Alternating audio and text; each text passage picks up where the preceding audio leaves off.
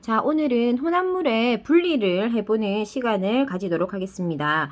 혼합물의 분리는 두 가지입니다. 끓는 점차를 이용해서 분리할 수가 있고요. 그 다음에 밀도차에 의해서 분리할 수가 있어요. 특히 이번 단원은 앞 단원의 용해도를 우리가 계산하거나 또는 석출량을 계산하거나 밀도를 계산하거나 이런 계산하는 식들이 많이 나오기 때문에 사실 조금 친구들이 어렵다라고 느끼는 단원입니다. 그래서 내용 자체는 어렵지 않지만 말들이 낯설고 그리고 이런 내용들을 이해하는 과정에서 조금 어려울 수 있습니다. 그래서 조금 천천히 설명할 수 있도록 하겠습니다. 자, 끓는 점차를 이용한 분리를요, 우리는 뭐라고 말하냐면 증류라고 이야기합니다. 자, 증류라고 하는 분리 방법입니다. 이 증류라고 하는 분리 방법은 어떻게 하는 거냐 하면, 자, 액체 상태를요, 끓일 겁니다. 가에 보글보글보글 끓일 거예요. 그러면 끓이면 먼저 수증기가 되어서 나오는 아이들이 있겠지, 그지? 이렇게 수증기가 되어서 끓는 점의 차이에 의해서 먼저 끓어서 수증기로 나오는 친구들을 걷어내고 남아있는 아이들과 수증기가 되어서 나온 아이들을 갖다가 이렇게 분리하는 방법이에요. 그걸 우리는 증류라고 합니다. 그래서 뭐가 틀리다? 끓는 점이 다릅니다. 그리고 잘 섞여있는 액체 상태라도 분리가 가능합니다. 예를 들어서 물하고 에탄올을 섞었다 해봅시다. 물도 우리가 투명한 색이고 에탄올도 투명한 색이죠. 물론 에탄올은 알코올 냄새를 가지고 있긴 하지만 물에다가 에탄올 알코올을 부었다고 생각해 보세요. 오, 이거 어떻게 분리해? 이런 생각이 들죠, 그죠? 자, 이걸 어떻게 분리하냐 하면, 자, 지금 보면은 여기 자, 실험하는 모습이 보일 거예요. 자, 여기 만약에 물과 에탄올을 섞은 혼합물을 넣었어요. 그리고 여기 끓임 쪽이라는 걸 넣었다라고 되어 있죠. 끓임 쪽이라는 걸 왜 넣었냐 하면, 자, 약간 이렇게 하얀 돌 같은 건데 이걸 왜 넣었냐 하면, 우리가 에탄올이나 물의 성질을 잘 모르잖아, 그지? 그러니까 물하고 에탄올은 또 그나마 좀 평이한 거지만 좀 잘 섞여있는 물질 중에서 갑자기 확 끓어오르는 친구들이 있어요. 이런 친구들을 실험할 때 갑자기 끓어올라서 이렇게 위험할 수 있기 때문에 끓임 쪽을 넣어서 그런 것들을 조금 방지하기 위해서 끓임 쪽을 넣는 겁니다. 그래서 끓임 쪽은 다른 용도가 아니라 액체 혼합물을 끓일 거기 때문에 끓일 때 얘네들이 갑자기 막 끓어올라서 좀 위험해지지 않도록 끓임 쪽을 넣어서 그런 일을 좀 방지하려고 하는 겁니다. 자, 그리고 이제 끓여가지고 먼저, 자, 끓는 점이 얘가 먼저 예를 들어서 에탄올은 끓는 점이 78도고 물은 100도가 되어야지 끓는 거야. 그러면 78도인 에탄올이 먼저 끓어서 수증기가 되어서 일로 나오겠지, 그지? 그러면 그 수증기를 모아서 다시 온도를 낮추면 액체가 되겠지. 사람들이 진짜 되게 똑똑하지, 얘들아, 그지? 이런 방법을 어떻게 생각했을까? 그러면 남아있는 것은 물이고 이렇게 수증기가 되어서 여기 이 비커에 담기는 것은 에탄올이 되겠지. 자, 이렇게 끓여서 분할해내는 방법을 증류라고 합니다. 알겠지?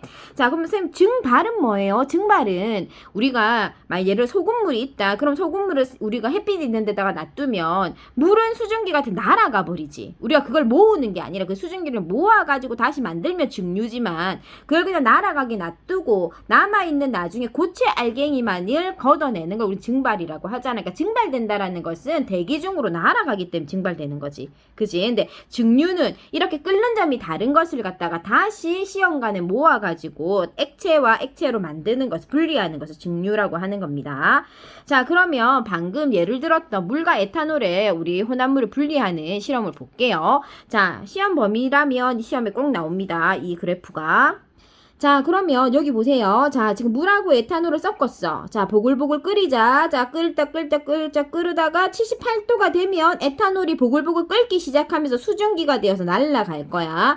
이렇게 에탄올이 상태 변화하는 구간, 에탄올이 액체에서 기체로 변화하는 구간에서 온도 변화가 살짝 멈추는 듯 하다가 에탄올이 다 빠져나갔어. 그럼 에탄올이 다 빠져나가고 나면 이제 물만 남았겠지? 그럼 물이 또 슬슬슬슬 가다가 100도가 되면 보글보글보글 끓기 시작하면서 기체가 될 거야.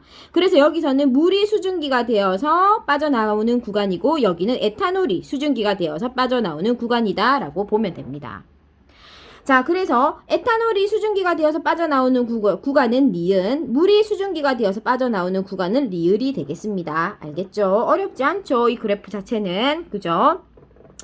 자, 그리고 우리가 뭐 이런 증류를 이용한 방법들이 뒤에는 나올 겁니다. 예를 들어서 뭐 소주를 뭐 구하는 방법이라든지 이런 것들이 나올 겁니다. 자, 예를 들어 탁한 술에서 맑은 소주를 얻을 때도 증류라는 방법을 이용합니다. 술을 넣고 가열하는 거예요. 가열하면 끓는 점이 낮은 에탄올은 먼저 끓여져서 나오고 남아있는 거 물이 되겠지. 그지? 그래서 그런 것들을 계속 여러 번 거치게 되면 맑은 소주가 된대요.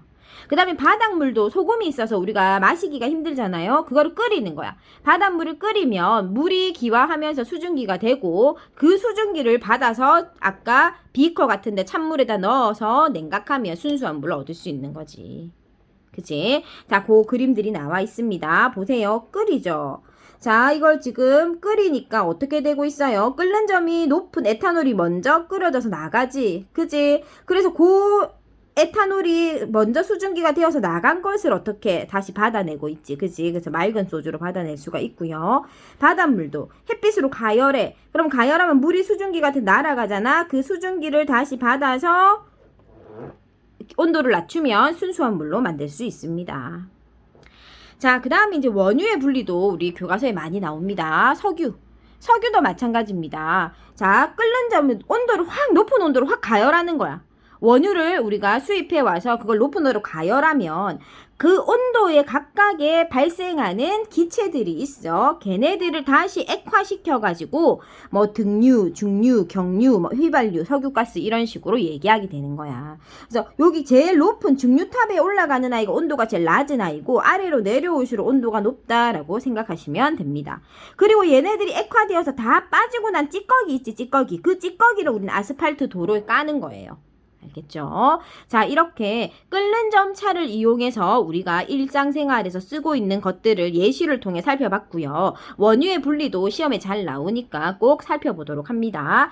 자, 그러면 조금 어려운 부분이니까 문제도 한번 살펴볼게요. 자, 우리 그래프 나오면 어려워하죠? 그래프 한번 볼까요? 자, 지금 이 혼합물의 가열 곡선인데 가에서 라 중에서 에탄올이 끓어나오는 구간을 골라라 라고 했어요. 자, 물하고 에탄올을 섞었어. 부글부글 끓이자. 78도에서 에탄올이 끓기 시작하면서 수증기가 돼서 날아갈 거야. 그래서 나는 에탄올이 수증기가 되어서 빠져나가는 구간이고, 자, 여기서 에탄올이 다 빠져나가고 남아있는 건 물만 남아있어. 다부터는. 그러면 이 물이 다시 100도가 되면 끓기 시작하면서 물이 수증기가 되어서 날아가는 구간은 라가 되겠다. 그래서 에탄올이 주로 끓어나오는 구간은 뭐가 된다? 라가 되겠습니다. 자, 그 다음에 3번의 그림을 보면 지금 맑은 소주를 얻는 과정이고, 맑은 소주를 얻는 과정은 선생님 증류라고 했습니다. 끓는 점의 차를 이용해서 분리하는 것이다 라고 했습니다. 자, 그 다음에 4번에도 지금 보면 우리 원유를 증류하는 방법을 우리가 그림으로 나타낸 것이죠. 자, 물질의 특성은 뭐다? 끓는 점이 다 틀리다. 끓는 점이 틀리다라고 하는 것을 답으로 적으면 되겠죠? 그죠? 자, 이렇게 우리 이번 시간에는 끓는 점의 차를 이용한 분리를 한번 살펴봤습니다. 그래서 다음 시간에는 밀도에 의해서 분리를 한번 살펴볼 거고요. 밀도는 조금 뭐 더 간단하다라고 보시면 됩니다. 그러면 다음 강의에서 보겠습니다.